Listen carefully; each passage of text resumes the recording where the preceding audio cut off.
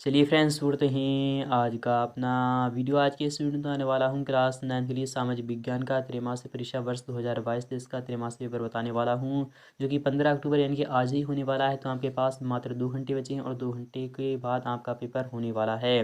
तो फाइनली शुरू करते हैं आज का अपना वीडियो। आप यहाँ पर देखते हो सेट भी बता रहा हूँ, इससे पहले मैं ऑलरेडी सेट ए सॉल्यूशन करा चुका हूँ। तो आपके पास मात्र 2 घंटे बचे हैं, ओनली 2 घंटे बचे हैं। सामाजिक विज्ञान का कंप्लीट सॉल्यूशन कराऊंगा, प्रश्न 1 से लेकर 30 तक संपूर्ण हल कराने वाला हूँ। और कुल जो पूर्णांक आपका रहने वाला है वो आपका 75 मार्क्स रहने वाला है। और समय आपको 3 घंटे का मिलेगा और प्रश्नों की संख्या रहने वाली है वो 30 रहने वाली है। तो फाइनली शुरू करते हैं आज का अपना वीडियो। तो आपका पहला वाला क्वेश्चन आपके सामने आपकी स्क्रीन पर आ चुका है, जो कि इस प्रकार से रखा जाएगा। यहाँ पर क्या है, सही विकल्प आपको चुनकर लिखना होगा। यह क्वेश्चन आपका 6 मार्क्स आपको दिलाने वाला है। यहाँ पर क्या है, सही विकल्प आपको चुनकर लिखना है। पहला वाला क्वेश्चन है कि भारत का क्षेत्रफल विश्व के कुल क्षेत्रफल का कितना होता है। तो हम जानते हैं जो भारत का क्षेत्रफल है क्या वह 2.4% है, या फिर आपका 7% है, या फिर आपका 13% है, या फिर आपका 7.5% है। तो आपका विकल्प कौन सा आना चाहिए। तो हम जानते हैं पूरे विश्व का जो क्षेत्रफल है तो उसका 2.4% ही हमारा भारत का क्षेत्रफल है, अर्थात 2.4% आप हमारा इंडिया का क्षेत्रफल है। और बाकी का सभी जो है वो सभी यानी कि पूरा विश्व है। तो आपका विकल्प क्या आ जाएगा, पहला वाला आंसर सही हो जाएगा।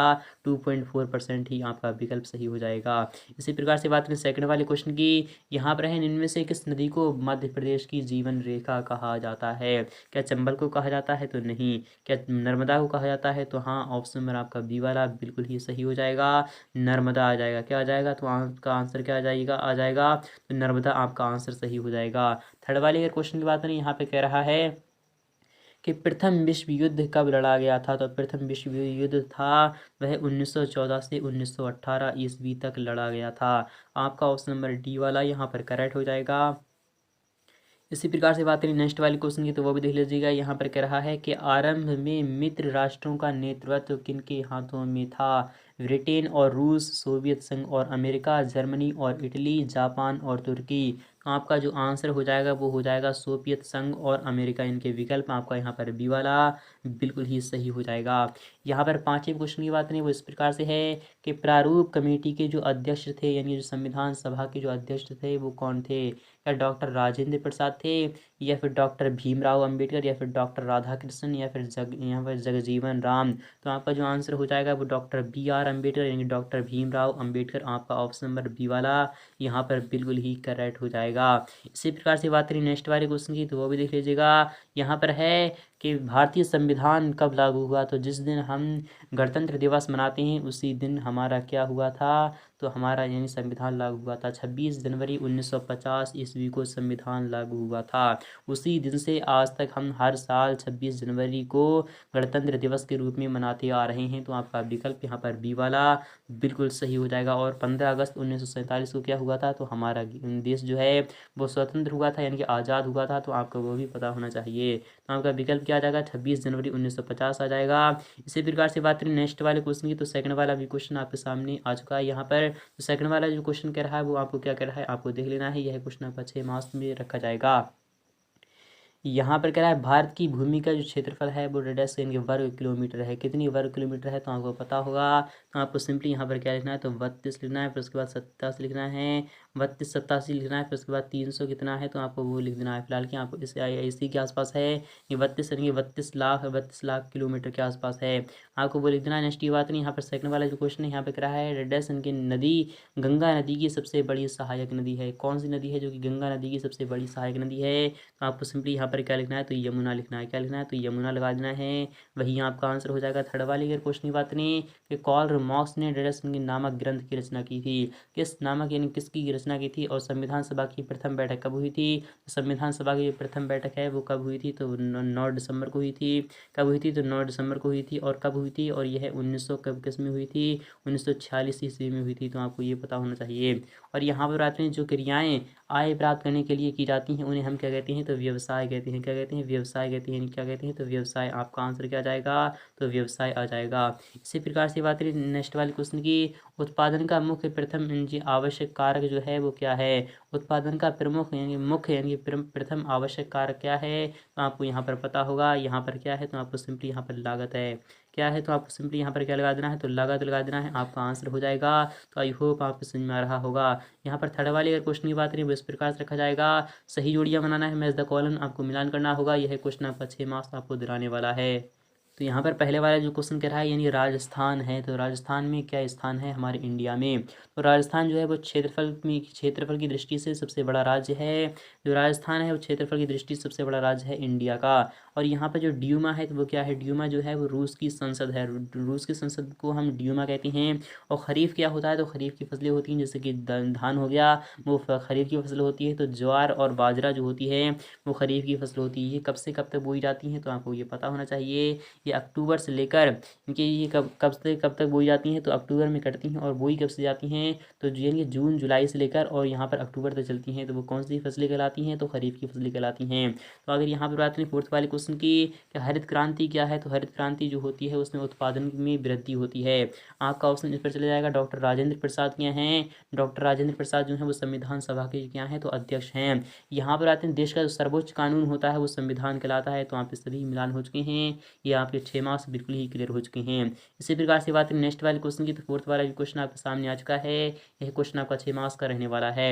यहाँ पर कह रहा है सत्य असत्य का आपको चयन करना है। पहला वाला क्वेश्चन है कि भारत के दक्षिण में हिंद महासागर स्थित है, क्या यह सत्य है, तो हाँ बिल्कुल ही सत्य है, क्योंकि भारत के दक्षिण में ही हिंद महासागर स्थित है। तो आपको सिंपली यहाँ पर क्या लिखना है, तो आपको सिंपली यहाँ पर लिखना है सत्य लिखना है।